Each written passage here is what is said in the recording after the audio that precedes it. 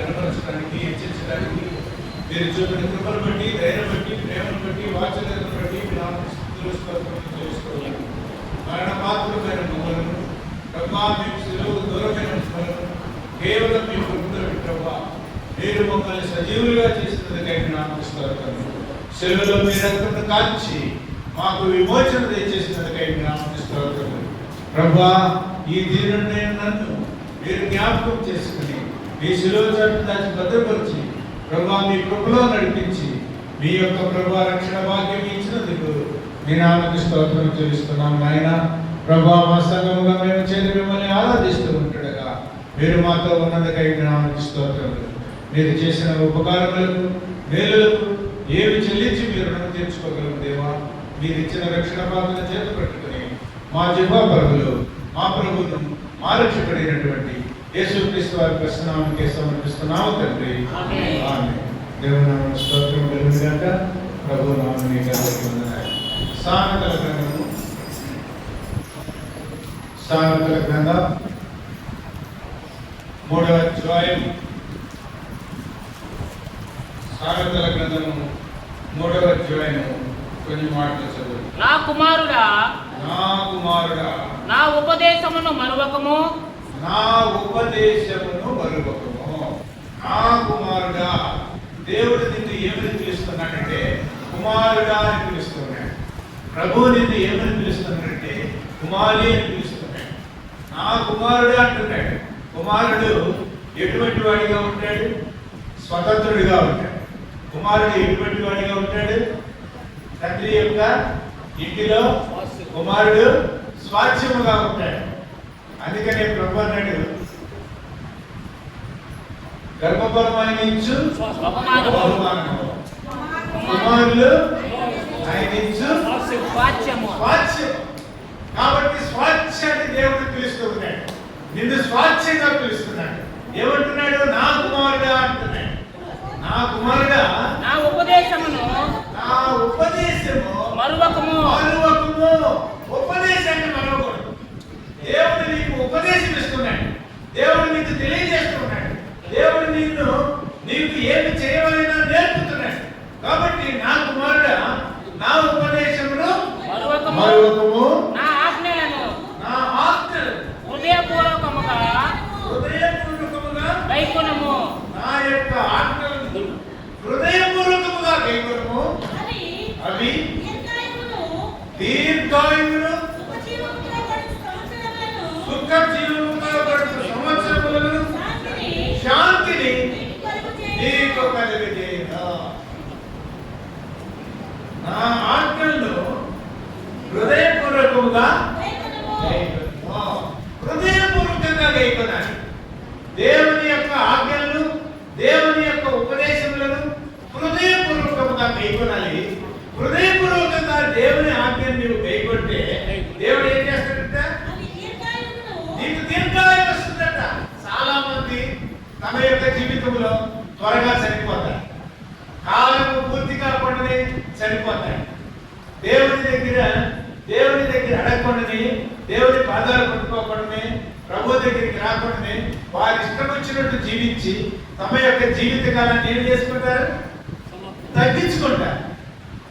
జీవితకాలము తగ్గడానికి కారణం ఏంటి? దుర్మార్గంగా ప్రవర్తించుతారు. ప్రసంగి అంటాడు, ప్రసంగి 7వ అధ్యాయం 17వ వచనంలో ఒక మాట అంటాడు. ప్రసంగి 7వ అధ్యాయము 17వ వచనం. దుర్మార్గము పనులు చేయకుము, బుద్ధిహీనముగా తిరగవద్దు. నీ కాలమునకు ముందుగా నీవు ఏల చనిపోదు. కాలానికి ముందుగా చనిపోతాడంట. కాలానికి ముందుగా చనిపోవడానికి కారణం ఏంటంటే దుర్మార్గంగా ప్రవర్తిస్తాడు. దేవుని యొక్క మాటలను వినకుండా, ప్రభు యొక్క మాటలను వినకుండా, ప్రభు ఆజ్ఞలను అనుసరించి నడవకుండా ఎలా ఉంటారంటే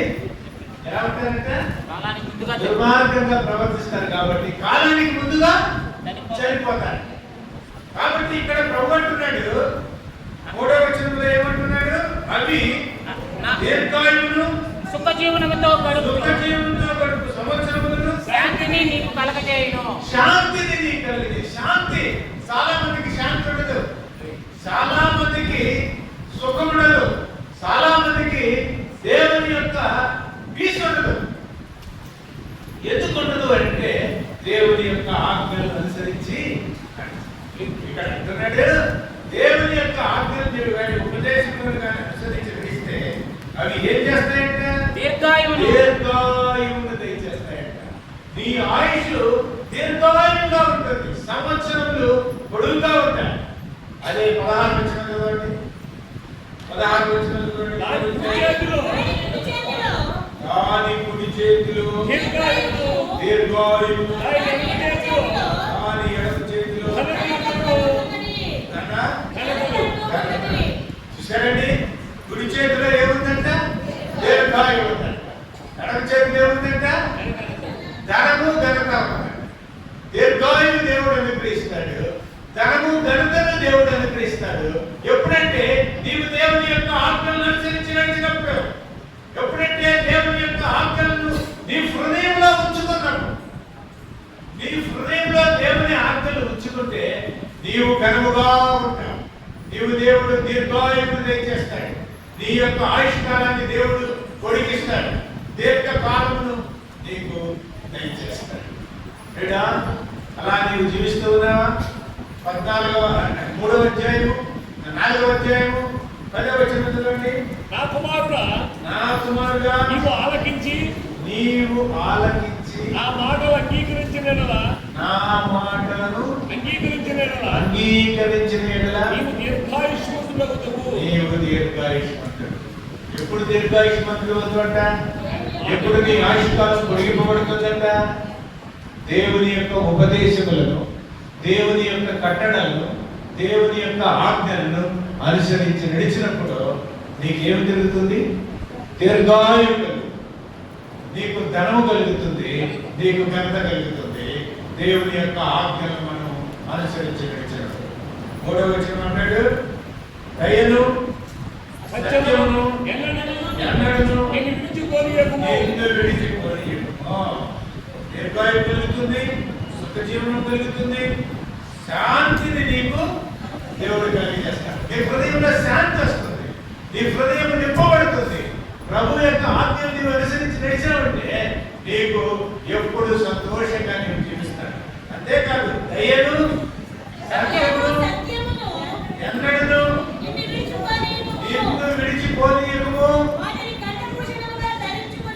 వాటిని కంఠభూషణంగా ధరించుకోవాలి. ఏం చేయాలంటే మనం ఏం చేసుకుంటాం? కంఠభూషణములు ఒక కండ వేసుకుంటాయి.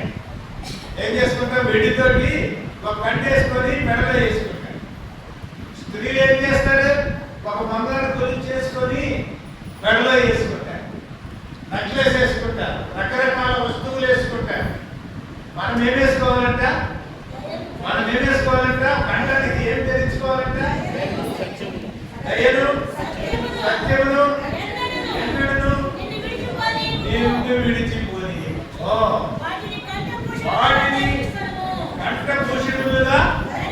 కంఠానికి భూషణాలు అంటే, భూషణం అంటే కంఠానికి భూషణాలు, ఆభరణాలు.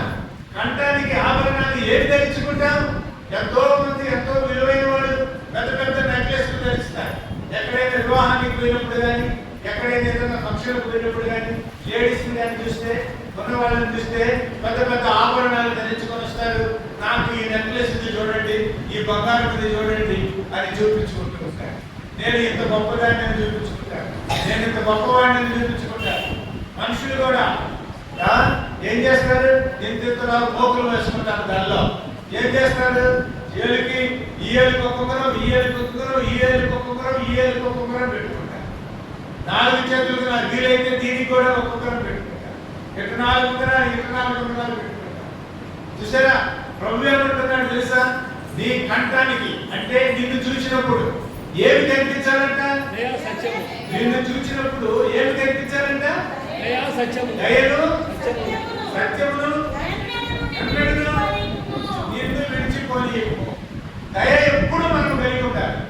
దేవుడు దయ చూపు వారి ఎడల దయ చూపిస్తాడు, కఠిన ఎడల దేవుడు విఘటన చూపిస్తాడు. నీవు దయ చూపేవాడిగా ఉండాలని దేవుడు కోరుతున్నాడు.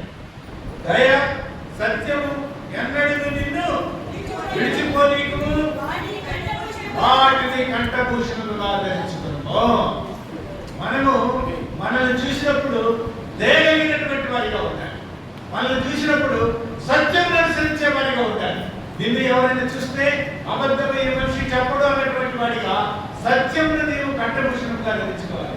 సత్యం అంటే దేవుని వాక్యం, దేవుని వాక్యం అన్నాడు, సత్యమందు వారిని ప్రతిష్ఠ చేయము, నీ వాక్యమే సత్యము. సత్యమందు వారిని ప్రతిష్ఠ చేయము. ప్రతిష్ఠిత చేయమన్నాడు. సత్యములో మనం ప్రతిష్ఠిత చేయబడాలి. సత్యములో మనం ప్రతిష్ఠిత చేయబడాలి. ఎవరు? వాక్యము వినేటటువంటి వారు, వాక్యమును వినేటటువంటి వారు, వాక్యము కలిగినటువంటి వారు సత్యములో ప్రతిష్ఠిత చేయబడాలి. కాబట్టి మీరు లోకస్తులు కాదు అన్నాడు దేవుడు. మీరు ఈ లోకస్తులు కాదు, మంది ఈ లోకము కాదు. ఈ లోకము ఒకరోజు మాయమైపోతుంది. ఈ లోకం నుంచి మనం విడుదలైపోతాం. ఈ లోకం మంది కాదు, శాశ్వతమైన లోకం పరలోక రాజ్యం అనుకుంది. ఆ రాజ్యంలో నీవు పొందాలి అంటే నీవు పరిశుద్ధిగా ఉండాలి. ఆ రాజ్యాన్ని నీవు స్వతంత్రించుకోవాలంటే నీవు పవిత్రుడిగా ఉండాలి. దేవుడు పరిశుద్ధుడు కనుక మనం పరిశుద్ధంగా ఉండాలి. దేవుడు అంటూ ఉన్నాడు, ఆ యొక్క దయను సత్యమును కంఠభూషణముగా ధరించుకున్నది. నిన్ను చూచినప్పుడు దయగలిగిన వాడిగా ఉండాలి, కఠినగా నీవు ఉండకూడదు. నిన్ను చూచినప్పుడు సత్యవంతుడిగా నీవు ఉండాలి, సత్యమును కలిగి ఉండాలి. దానిని నీవు కంఠానికి భూషణముగా ధరించుకోవాలి. నీ హృదయమును పలక మీద వాటిని రాసికొనుము. హృదయం అనే పలక, హృదయంలో ఏముంటుందంట? పలక. ఆ పలక మీద ఏం రాసుకోవాలంట? దేవుని యొక్క వాక్యం రాసుకోవాలంట. ఈ దయా సత్యం రాసుకోవాలంట. ఈ యొక్క దేవుని ఆజ్ఞలు రాసుకోవాలంట. నీ హృదయంలో ఏముండాలి? దేవుని వాక్యం ఉండాలి. నీ హృదయంలో దేవుని వాక్యం ఉండాలి. నీ హృదయంలో ఏముండాలి? సత్యం ఉండాలి. నీ హృదయంలో ఏముండాలి? దయ ఉండాలి. నీ హృదయంలో ఏముండాలి? కరుణ ఉండాలి. నీ హృదయంలో ఏముండాలి? దీనత్వం ఉండాలి. మీకా అంటాడు 6:8 మీకా గ్రంథము 6వ అధ్యాయము 8వ వచనం. మీకా గ్రంథం 6వ అధ్యాయము 8వ వచనం. మనుష్యుడా మనుష్యుడా ఏది ఉత్తమమో, మనుష్యుడా ఏది ఉత్తమమో అది నీకు తెలియజేయబడి ఉన్నది. అది నీకు తెలియజేయబడి ఉన్నది. ఉత్తమం అంటే మంచిది. ఏది మంచిదో. మనుష్యుడా ఎవరితో అంటున్నాడు? మనుష్యుడా. దేవుడు మనుషులతో అంటున్నాడు. ఏమంటున్నాడంటే, మనుషుడా ఏది ఉత్తమమో, ఏది మంచిదో అది నీకు తెలియజేయబడి ఉన్నది. నీకు తెలియజేయబడి ఉన్నది. న్యాయముగా నడుచుకున్నటయు, న్యాయముగా నడుచుకున్నటయు, కనికరమును ప్రేమించుటయు, కనికరమును ప్రేమించుటయు. దీన మనస్సు కలిగి ఏం చేయాలంటే న్యాయంగా నడుచుకోవాలంట. కొంతమంది అన్యాయంగా చేస్తారు, అన్యాయ పనులు చేస్తారు. అన్యాయంగా ఎప్పుడు చేయకూడదు. నీవు ఎప్పుడు న్యాయవంతుడిగా ఉండాలి, యథార్థవంతుడిగా ఉండాలి, దీనుడిగా ఉండాలి. మనము న్యాయవంతులుగా ఉండాలి. న్యాయంగా నడుచుకున్నట్టు కనికరమును ప్రేమించుటయు, కనికరాన్ని ప్రేమించాలి. ఇతరుల యొక్క జాలి కలిగి ఉండాలి, ఇతరుల యొక్క దయ కలిగి ఉండాలి. ఇతరులకు కష్టం వస్తే దానిని నీవు వారికి సహాయం చేసేవాడిగా నీవు ఉండాలి. ఇతరుల యొక్క దయ కలిగిన వాడిగా ఉండాలి. న్యాయంగా నడుచుకుంటా, కనికరమును ప్రేమించుట, దీన మనస్సు కలిగి, దీన మనస్సు కలిగి నీ దేవుని ఎదుట నీ దేవుని ప్రవర్తించుటయు. ప్రవర్తించుటయు. ఇంతే కదా ఇంతే కదా యెహోవా నిన్ను అడుగుతున్నాడు. యెహోవా నిన్ను అడుగుతున్నాడు. దేవుడు ఇంతే నిన్ను అడిగేది. ఏమడుగుతున్నాడు? నీ డబ్బు అడగటం లేదు, నీ ఆస్తి అడగటం లేదు. ఏమడుగుతున్నాడంటే న్యాయంగా నడుచుకోయా, కనికరము కలిగి ఉండయా, దీన మనస్సు. దీన మనసు కలిగి ఉండయా. దీన మనసు కలిగి ఉంటే ఒక దగ్గరికి ఎవరి దగ్గరికి మనం పోయినప్పుడు మనం వారికి కరుణతోటి, వారికి మనము దీనులుగా మనము కానీ వారిని ఏమైనా అడిగితే దయచేస్తాం. కఠినముగా మనం మాట్లాడితే ఎవరైనా ఇస్తారంటే, అందుకని ఏదైనా అప్లికేషన్ రాసేటప్పుడు దయచేసి ప్రార్థిస్తున్నాము, ఘనమైనటువంటి సముఖములకు, ఏమంటారు, దివ్య సముఖములకే రాస్తాం. ఒక అప్లికేషన్ రాసేటప్పుడు దివ్య సముఖములకు అని రాస్తాం. ఘనమైన ఘనమైన సముఖములకే రాస్తాం. ఎందుకంటే వాటిని మనం క్లీన్ చేయాలి, వాటిని గడపరచాలి. వారి ముందు మనం దీనులని తగ్గించుకోవాలి. కాబట్టి ఎవరి దీనుడైన మాట విని వదులుచుండనో వారినే నేను దృష్టిస్తున్నాను. కాబట్టి ఇక్కడ ఏమంటున్నాడు? న్యాయంగా నడుచుకుంటే, కనికరమును ప్రేమించుట, దీన మనస్సు కలిగి, దీన మనసు కలిగి నీ దేవుని ఎదుట నడుచుకొనుట,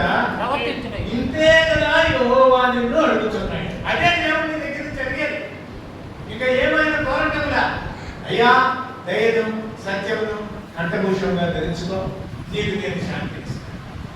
హృదయం అనే పలక మీద దేవుని ఆజ్ఞలు రాసుకో.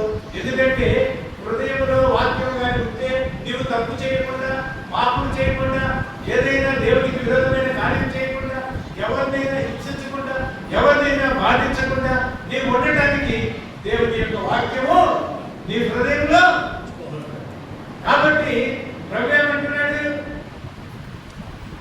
నీ హృదయం పలక మీద వాటిని రాసుకొనము. అప్పుడు దేవుని దృష్టి ఎందును, మానవ దృష్టి ఎందును నీవు దయనుంది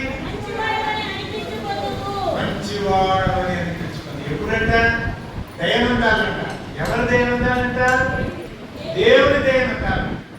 ఎవరి దయనుండాలంట? మనుషుల దయనుండాలి. దేవుని దయ్యందును మనుషుల దయ్యందును నీవు మంచివాడు అనిపించుకోవాలి అంటే నీ హృదయమే పలక మీద ఏమరాయాలి? దేవుని యొక్క ఆజ్ఞలను రాసుకో. ద్వితీయోపదేశకాండ 6వ అధ్యాయము, ద్వితీయోపదేశకాండము 6వ అధ్యాయము 6వ వచనం నుంచి కొన్ని మాటలు చదువుతాం. ద్వితీయోపదేశకాండము 6వ అధ్యాయము 6వ వచనం నుంచి కొన్ని మాటలు. నేను నీకు ఆజ్ఞాపించి ఈ మాటలు నేను నేడు అంటే ఈరోజు, నేడు నేను, నేడు అంటే ఈరోజు, నేను అంటే దేవుడు ఆజ్ఞాపించినటువంటి ఈ మాటలు. ఈరోజు దేవుడు నీకు ఆజ్ఞాపించేటటువంటి మాటలు ఏం చేయాలంట? నీ హృదయంలో ఉండవలెను. నీ హృదయంలో ఉండాలి. అక్కడ ఏమన్నాడు? హృదయం అనే పలక మీద రాసుకోవాలి. ఇక్కడ ఏమంటున్నాడు? హృదయంలో ఉండాలి. మన హృదయంలో ఏముండాలి? చెడ్డతనం ఉండకూడదు. మన హృదయంలో పాపం ఉండకూడదు. మన హృదయంలో ఏముండాలి? దేవుని వాక్యం ఉండాలి. ఏముండాలి? దేవుని యొక్క ఆజ్ఞలు ఉండాలి. నేడు నేను నీకు ఆజ్ఞాపించు ఈ మాటలు నీ హృదయములో ఉంచవలను, నీ హృదయంలో ఉండవలను. నీవు నీ కుమారులకు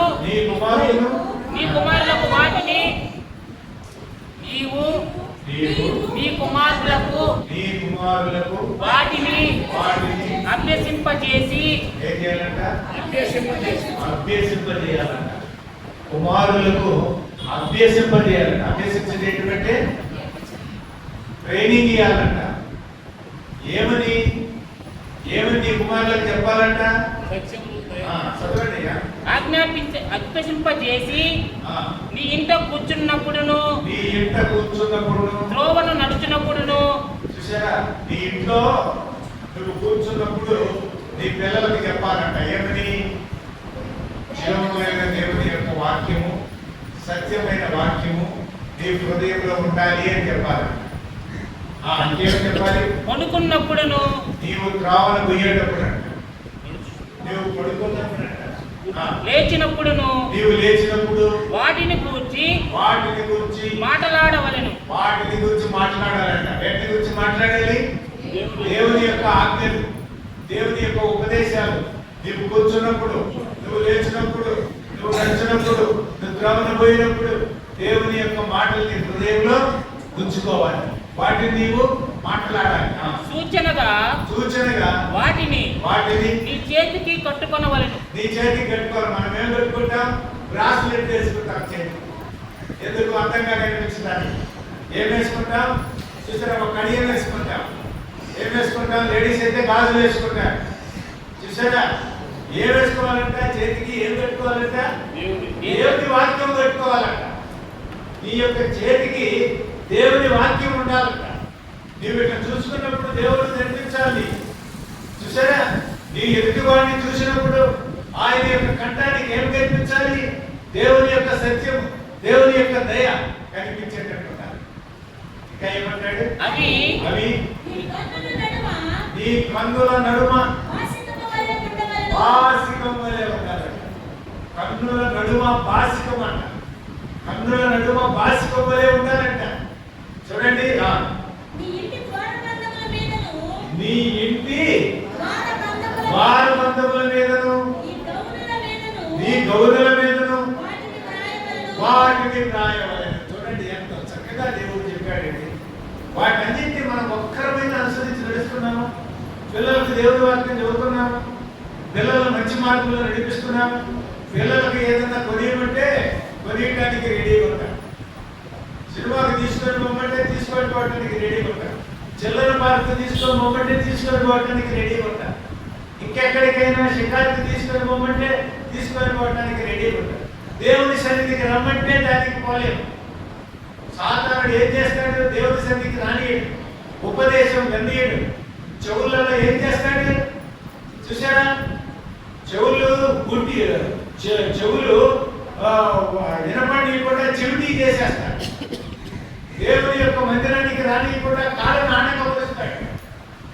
సాతానుడు ఎక్కనీయుడు దేవుని మందిరానికి, దేవుని ఆజ్ఞలు విననీయనీయడు, దేవుని యొక్క కట్టడలను అనుసరించి నడవనీయడు. ఏం చేస్తాడు? ముసలమ్మ ముచ్చట్లకి తీసుకొని వెళ్తాడు. ముసలమ్మ ముచ్చట్లకి, కల్పన కథల వైపు మన హృదయం తీసుకొని పోతాడు. సినిమాలు అంటే ఏంటి? సినిమాలు అంటే ఏంటండి? కల్పన కథ. ఒకడు కల్పించి ఒకటి రాస్తాడు. సినిమాలు ఏంటి? కల్పనా కథలు. కల్పనా కథలు ఒకడు కల్పించి రాస్తాడు, దానిని ఒకడు ఒక కళగా మారుస్తాడు. దాన్ని తీసి మనం ఏం చేస్తాం? ఆనందిస్తాం. పిల్లలు ఈ రోజులలో యూత్ ఏమైపోతున్నారు? చెడిపోతున్నారు. వాడు నలుగురు పెట్టుకొని తెర తీసుకొని పోతాడు. ఎక్కడికెళ్తామని నలుగురు తీసుకొని పక్కన పెట్టి ఏమైపోతాం. సినిమాలో హీరో అంటే 100 మంది కొడుతున్నా కూడా వాడు బతికి బయటపడతారు. 100 తుపాకులు పెట్టి కూడా వాడు బయటపడతారు. పరిగెత్తున్నటువంటి ట్రైన్ లో గూడ్స్ ట్రైన్ పోతా ఉంటే ఆ ట్రైన్ మీద ఎక్కి ఇంకొక ట్రైన్ మీద చెప్పలే. సినిమాలు జరుగుతుంది. నువ్వు చేయి, పరిగెత్తే ట్రైన్, పోయే ట్రైన్ వరకు పట్టుకొని ఎక్కువ చూద్దాం, ఏమైపోతావు? చూసారా? కల్పనా కథలలో ఏమైనా రాస్తారు, వాటికి పిలుస్తారు. అవి చూసి ఏం చేస్తున్నారు? యూత్ చెడిపోతుంది. అవి చూసి ఏం చేస్తున్నారు? పాడైపోతుంది. అవి చూసి ఏమైపోతున్నారు? కుటుంబానికి దూరం అయిపోతున్నారు, తల్లిదండ్రుల ప్రేమకు దూరం అయిపోతున్నారు, కుటుంబ వ్యవస్థకు దూరం అయిపోతున్నారు. కాబట్టి బిడ్డ, నువ్వు ఏం చేయాలంట? నీ హృదయమైన బలమైన వాటిని రాసుకోవాలంట. చూసారా? చదవయ్యా. నీ ఇంటి ద్వారముల బంధముల మీదను నీ ఇంటి ద్వారబంధముల మీదను నీ గౌల మీదను వాటిని వ్రాయవలెను. నీ దేవుడైన యెహోవా నీ పితరులైన అబ్రహాము ఇస్సాకు యాకోబులతో చేసిన ప్రమాణమును బట్టి నిన్ను ఆ దేశములో ప్రవేశపెట్టి ఎక్కడ? కనాను దేశంలో. ఎక్కడ? దేవదూతలు ఉండే దేశంలో. ఎక్కడ? పరిశుద్ధులు ఉండే దేశంలో. ఎక్కడ? దేవుడు ఉండే స్థలంలో. నేను ఉండే స్థలంలో మీరు ఉండులాగున. యోహాను సువార్త 17వ అధ్యాయము 24వ వచనం. యోహాను సువార్త 17వ అధ్యాయము 24వ వచనం. తండ్రి, నేను ఎక్కడ ఉండేదనో అక్కడ నీవు నాకు అనుగ్రహించిన వారును నాతో కూడా ఉండవలనని. చూసారా? దేవుడు మనల్ని అనుగ్రహించినటువంటి నిన్ను నన్ను దేవుడు నిన్ను పిలుచుకున్నాడు. ఏమండి? ఒకప్పుడు విగ్రహారాధనలో ఉన్నాం, ఒకప్పుడు శాపంలో ఉన్నాం, ఒకప్పుడు పాపంలో ఉన్నాం, ఒకప్పుడు ఈ లోకమైన దేవత అంధకారం మన గుళ్ళకు కలిగించి మన కన్నులకు గుడ్డితనం కలిగేసింది. దాంట్లో మనం ఉన్నాం. ఇప్పుడైతే ఎక్కడున్నాం? దేవుడు నివసించే స్థానంలో, పరిశుద్ధ స్థలంలో, దేవుడు నిన్ను కూర్చోబెట్టడానికి ఇచ్చినటువంటి స్థలంలో దేవుడు నిన్ను ఆశీర్వదించాడు.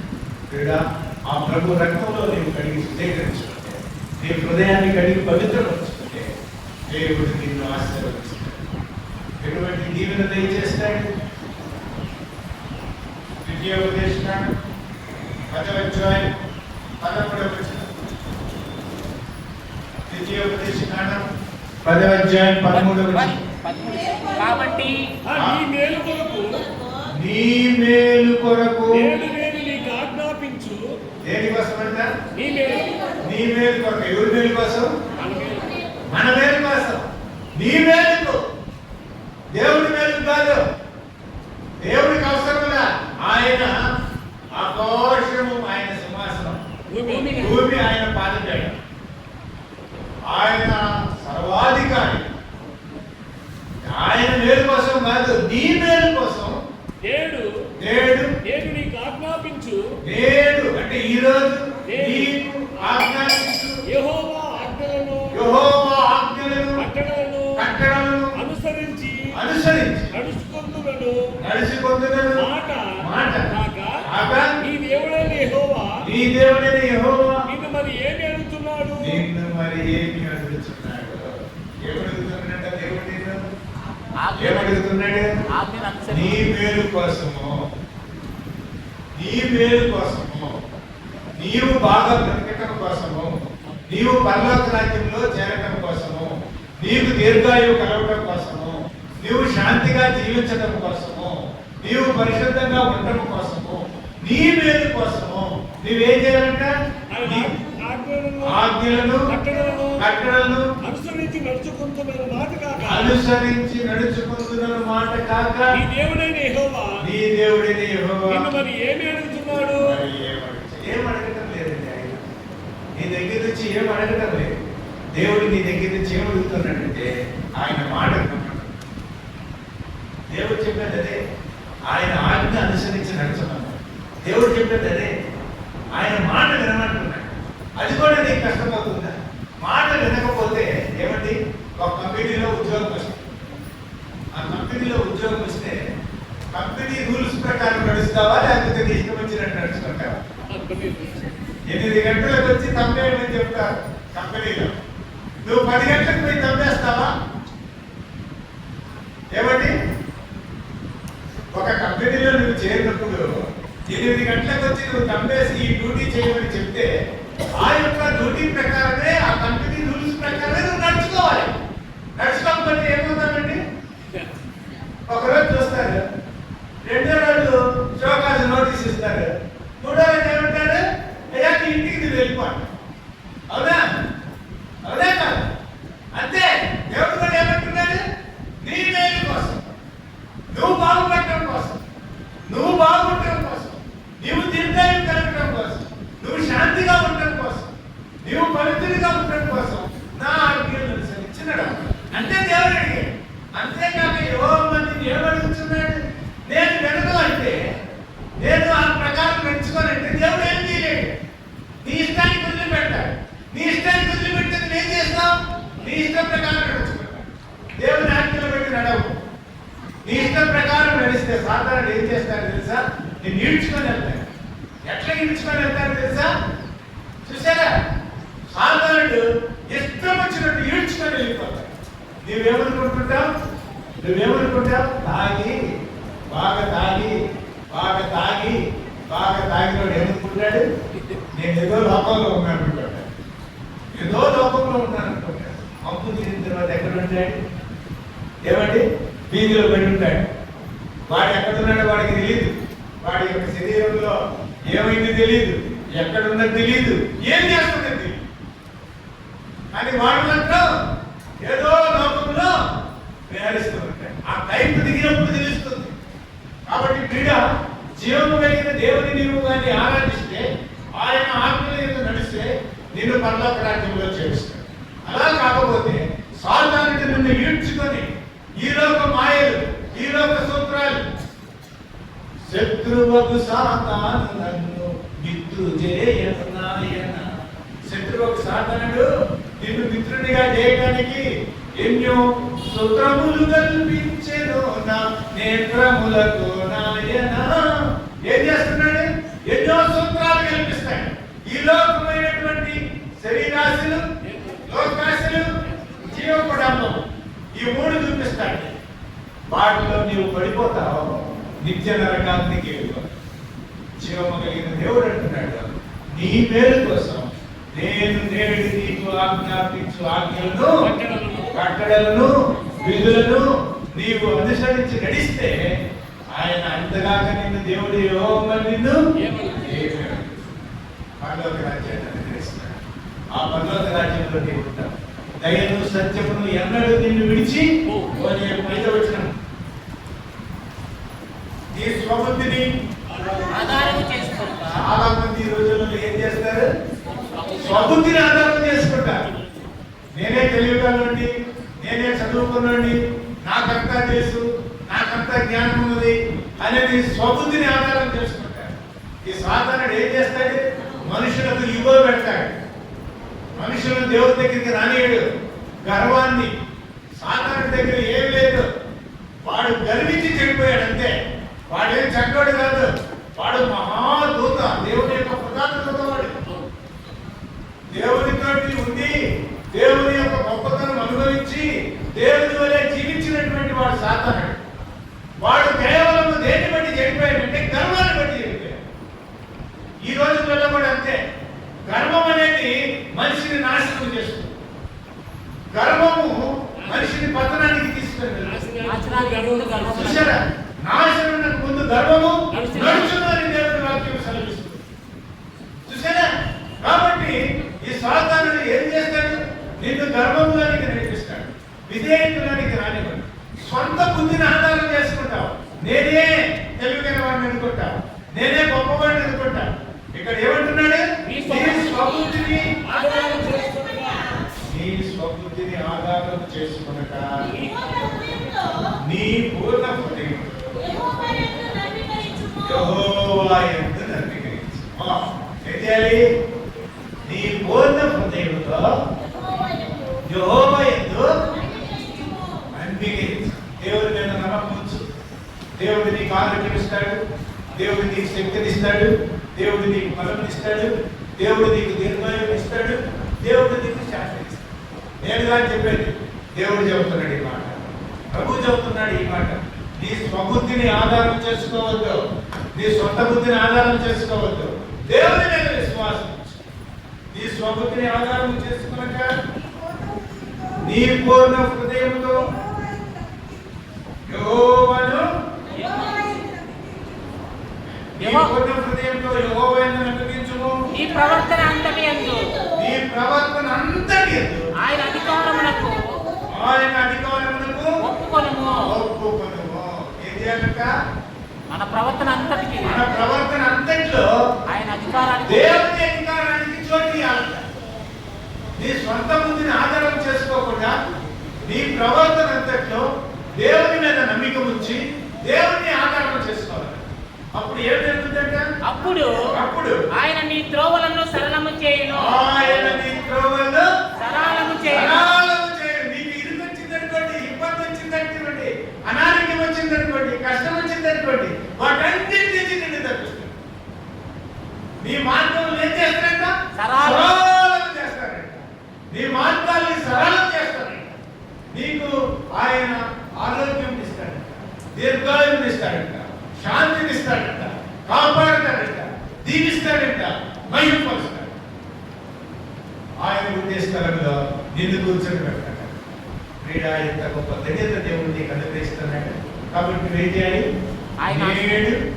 నేను ఆజ్ఞాపించు ఆయన యొక్క ఆజ్ఞలను నీ హృదయంలో ఉంచుకోవాలంటే, నీ హృదయంలో ఉంచుకొని దాని ప్రకారము నడవాలి. అంటే నీ స్వబుద్ధిని ఆధారం చేసుకుని దేవుని మీద నమ్మిక ఇచ్చితే దేవుడు ఏం చేస్తాడంటే నీ యొక్క మార్పులను, నీ ప్రవర్తన అంతటి ఆయన అధికారులకు ఒప్పులను. అప్పుడు ఆయన నీ త్రోవలను సరళము చేయును. నేను జ్ఞానిని కదా అని నీవు అనుకొనవద్దు. నేను చదువుకున్నాను కదా, నాకు జ్ఞానం ఉంది కదా, నాకు తెలివి ఉంది కదా, నేను ఈ గొప్పవాటి కదా అని నీవు అనుకునవద్దు. యెహోవా యందు భయభక్తులు కలిగి చెడుతనమును విడిచిపెట్టుము. యెహోవా యందు భయభక్తులు కలిగి నీ చెడుతనం ఏముందో దాన్ని విడిచిపెట్టు. ఏం చేయాలా? చెడుతనం దాన్ని మాత్రం సంకలో పెట్టుకొని పరిగెత్తుతాం, దాన్ని మాత్రం వదిలిపెట్టాం. అది మాత్రం పక్కన మనకు ఉండాల్సిందే. చెడుతనాన్ని ఏం చేయాలి? వదిలిపెట్టాలి. దేవుని మీద విశ్వాసం ఉంచి, దేవుని మీద నమ్మకం ఉంచి, నేను చెడుతనాన్ని విడిచిపెట్టాలి. ప్రభువు మీద ఆధారపడాలి.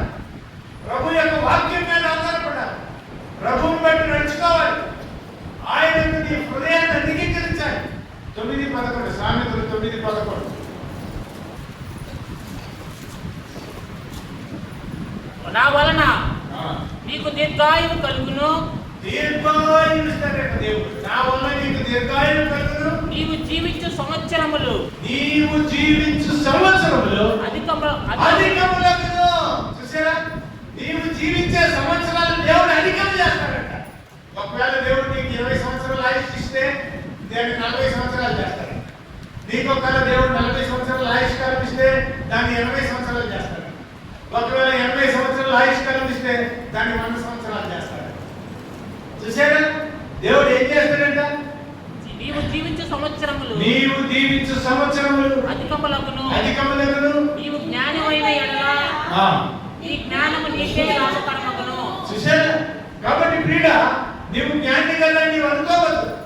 దేవుని జ్ఞానాన్ని పొందు, దేవుని జ్ఞానమును పొందు, దేవుని ఆజ్ఞలను పొందు. దేవుని ఆజ్ఞలను నీ హృదయంలో రాసుకో. వాటి ప్రకారం జీవిస్తే దేవుడు నిన్ను ఆశీర్వదిస్తాడు, నిన్ను గణపరుస్తాడు, నీకు దీర్ఘాయువును అనుగ్రహిస్తాడు. ఆయన అంటున్నాడు, నీ ప్రవర్తన అంతటి ఆయన అధికారంలో వస్తున్నాను, అప్పుడు ఆయన నీ త్రోవలను సరళం చేయను. నేను జ్ఞానిని కదా అని నువ్వు అనుకొనవద్దు. యెహోవా యందు భయభక్తులు కలిగి చెడుతనమును విడిచిపెట్టుము. అప్పుడు నీ దేహమునకు ఆరోగ్యమును. దేహానికి అప్పుడు వస్తున్నట్టు ఆరోగ్యం. నీకు ఆరోగ్యం లేకపోతే, నీ శరీరంలో అనారోగ్యం ఉంటే, నీకు శాంతి లేకపోతే, నీకు భద్రత లేకపోతే ఏం చేయాలంట? చెడుతనమును విడిచిపెట్టుము. అప్పుడు నీ దేహమునకు ఆరోగ్యమును. అప్పుడు దేహమునకు నీ ఆరోగ్యమును. నీ ఎముకలకు సత్తువయు కలుగును. నీ ఎముకలకు సత్తువ కలుగుతాడు. ఎప్పుడు? యెహోవా యందు భయభక్తులు కలిగి నడుచుకొని, యెహోవా యందు భయభక్తులు కలిగి నడుచుకొని నీ చెడుతనమును విడిచిపెడితే అప్పుడు నీ దేహానికి ఆరోగ్యం వస్తుంది, నీ ఎముకలకు సత్తువ వస్తుంది. ఎముకలకు సత్తువ, నీ యొక్క దేహానికి ఆరోగ్యం ఎవరిస్తారంటే ఆ దేవుడు ఇస్తాడు. ఎవరిస్తారంటే నీ ప్రభువు ఇస్తాడు. ఎవరిస్తారంటే నీవు నమ్ముకోవాలని నీ దేవుడు ఇస్తాడు. కాబట్టి ఆయన మీద విశ్వసించుదాం, ఆయన యందు జీవిద్దాం, ఆయనలో నడుద్దాం, ఆయన మాట విందాం, ఆయన ఆజ్ఞను అనుసరించి నడుద్దాం. ప్రభువును బట్టి మనం సంతోషిస్తాం, ప్రభువును బట్టి ఆనందిద్దాం. యెహోవా మన యందు పోయినవారం మన సహోదరుడు చెప్పాడు, యెహోవా మన యందు ఆనందించిన ఎడల ఆయన మనల్ని మంచి దేశంలోనికి నడిపిస్తాడు. చూసారా, యెహోవా మన యందు ఆనందించిన ఎడల. ఎక్కడుందంటే సంఖ్యాకాండము 14వ అధ్యాయము 8వ వచనము. యెహోవా మన యందు ఆనందించిన ఎడల. దేవుడు నీ యందు ఆనందించాలి. దేవుడు నిన్ను చూసి ఆనందించాలి. ఎప్పుడు ఆనందిస్తాడు? ఆయన ఆజ్ఞలను అనుసరించి నడిచినప్పుడు. ఎప్పుడు ఆనందిస్తాడు? ఆయన మాట విన్నప్పుడు. ఎప్పుడు ఆనందిస్తాడు? నువ్వు దేవుని యొక్క విధులు కట్టలను అనుసరించి నడిచినప్పుడు దేవుడు నీ యందు ఆనందిస్తాడు. యెహోవా మన యందు ఆనందించును. ఆ దేశములో మనలను చేరుస్తాడు. పరలోక రాజ్యంలో నిన్ను చేరుస్తాడు. కాబట్టి నీవు దేవుని ఆనందించేవాడిగా ఉన్నావా? దేవుడు మన యందు ఆనందించేవాడిగా జీవిస్తూ ఉన్నావా? నిన్ను నీవు పరిశీలించుకోవాలని ప్రభు సలహిస్తున్నాడు. కాబట్టి నీ హృదయం అనే పలక మీద దేవుని మాటలు రాసుకోవాలి. నీ యొక్క అంతరంగంలో దేవుని మాటలు రాసుకోవాలి. నీవు కూర్చున్నప్పుడు, లేచినప్పుడు, నీవు నడిచినప్పుడు నీవు దేవుని మాటలు నీ హృదయంలో ఉంచుకున్నావంటే దేవుడు నీకు దీర్ఘాయువును అనుగ్రహిస్తాడు. యెహోవా యందు భయభక్తులు కలిగి చెడుతనమును విడిచిపెడితే నీ దేహమునకు ఆరోగ్యము, నీ ఎముకలకు సత్తువ, నీ ఎముకలకు సత్తువ, నీ దేహానికి ఆరోగ్యము, నీకు శాంతి, నీ యొక్క దేహమునకు క్షేమం. ప్రభువు అనుగ్రహిస్తాడు. ఆయన అంటున్నాడు, అప్పుడు నీ దేహమునకు ఆరోగ్యమును, నీ ఎముకలకు సత్తువ కలుగును, నీ రాబడి అంతటిలో ప్రథమ ఫలమును, నీ ఆస్తిలో భాగమును యెహోవాను కనపరచును. అప్పుడు నీ పొట్లలో ధాన్యము సమృద్ధిగా ఉండును. నీ గానుగలలో నుండి కొత్త ద్రాక్షారసము పైకి పొర్లి పారుతుందంట. నీ జీతం ఈరోజు 10,000 ఇస్తే నీ జీతం దేవుడు 15,000 చేస్తాడు. నీ జీతం 15,000 ఇస్తే నీ జీతం 20,000 చేస్తాడు.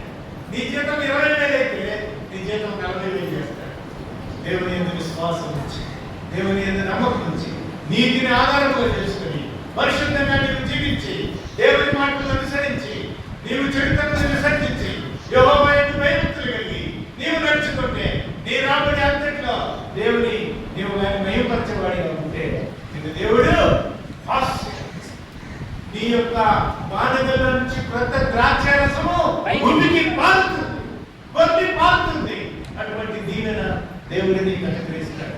నా కుమారుడా, యెహోవా శిక్షను తృణీకరింపవద్దు, ఆయన గద్దింపునకు విసుకవద్దు. ఒకవేళ ఏదైనా నీ కష్టం వస్తే, ఏదైనా బాధ వస్తే, ఏదైనా శ్రమ వస్తే, నీకేదన్నా వస్తే, ఆయన ఒకవేళ నీ ప్రవర్తన బట్టి నిన్ను గద్దిస్తే, నిన్ను శిక్షిస్తే నీవు విసుగవద్దు. ఏమంటున్నాడు? తండ్రి తన కుమారుని గద్దించిన రీతిగా, తండ్రి తన ఇష్టడైన కుమారుని గద్దించిన రీతిగా యెహోవా తాను ప్రేమించిన వారిని గద్దించును. కాబట్టి ప్రియుడ, నీవు దేవుని యందు విశ్వాసం ఉంచి, ఆయన యందు నమ్మకం ఉంచి, నీ హృదయం అనే పలక మీద దేవుని వాక్యములు రాసుకుని ఆయన్ని ప్రేమించాలని దేవుని కోరుతాడు. కాబట్టి ప్రభువును ప్రేమిద్దాం, ప్రభు వాక్యమును ప్రేమిద్దాం, మన చెడుతనను విసర్జిద్దాం, యెహోవా యందు భయభక్తులు కలిగి నడుచుకుందాం. మన దేవుని ఆరోగ్యము, మన యొక్క ఎముకలకు సత్తుగా దేవుడు అనుగ్రహిస్తాడు. యెహోవా యందు భయభక్తులు కలిగి నడుచుకొని చెడుతనను విడిచిపెట్టే నీ దేవుని ఆరోగ్యము, నీ యొక్క ఎముకలకు సత్తుగా. మూడవ వచనం చదవండి. దయను సత్యమును ఎన్నడూ నిన్ను విడిచిపోని వాటిని కంఠభూషణంగా ధరించుకొని నీ నీ హృదయమును పలక మీద వాటిని రాసుకొనుము. అప్పుడు దేవుని దృష్టి యందు మానవ దృష్టి యందు నీవు లేనంది మంచివాడు. మనుషుల దృష్టిలో, దేవుని దృష్టిలో నీవు మంచివాడు. రెండవ వచనం చదవమ్మా. అది దీర్ఘాయువును సుఖజీవముతో గడుపు సంవత్సరమును శాంతిని నీకు కలిగి. కాబట్టి దేవుడు నీకు భయభక్తులు తెలుసుకుంటే దేవుడు నీకు శాంతిని ఇస్తాడు, ఆరోగ్యం ఇస్తాడు, శక్తిని ఇస్తాడు, బలం ఇస్తాడు. కాబట్టి ప్రభు యందు నమ్మకం ఇస్తాడు. యెహోవా యందు, ఐదవ వచనం, నీ స్వబుద్ధిని ఆధారం చేసుకుంటే నీ పూర్ణ యెహోవా యందు నమ్మకయించుము. నీ ప్రవర్తన అంతటి ఆయన అధికారం, నీ ప్రవర్తన అంతటి ఏది అన్నా దేవునికి నీ స్వబుద్ధిని ఆధారం చేసుకో. ప్రవర్తన ఎంతటి నువ్వు కానీ దేవునికి కానీ నమ్మకం ఇచ్చితే ఏం చేస్తారంట? ఆయన నీకు అప్పుడు ఆయన కాబట్టి ఏ కష్టం ఉన్నా, ఏ బాధ ఉన్నా ఆ త్రోవలు ఏం చేస్తారంట? సరళం చేస్తారు. కాబట్టి మన త్రోవలు సరళం ఇచ్చే దేవుని దగ్గరికి, మనకు ఆరోగ్యం ఇచ్చే దేవుని దగ్గరికి, మనకు శాంతి ఇచ్చే దేవుని దగ్గరికి, మనకు క్షేమం ఇచ్చే దేవుని దగ్గరికి మనం రావాలి అంటే నీ మేలు కొరకు ఆయన యొక్క ఆజ్ఞలను, విధులను హృదయం పలక మీద రాసుకొని వాటి ప్రకారము ప్రార్థన చేస్తున్నాం. వాటి ప్రకారం జీవించడం దేవుడు శక్తినిచ్చాడు. ఎవరైనా ప్రేరేపించబడిన లేచి నిలబడి ప్రార్థన చేయవచ్చు.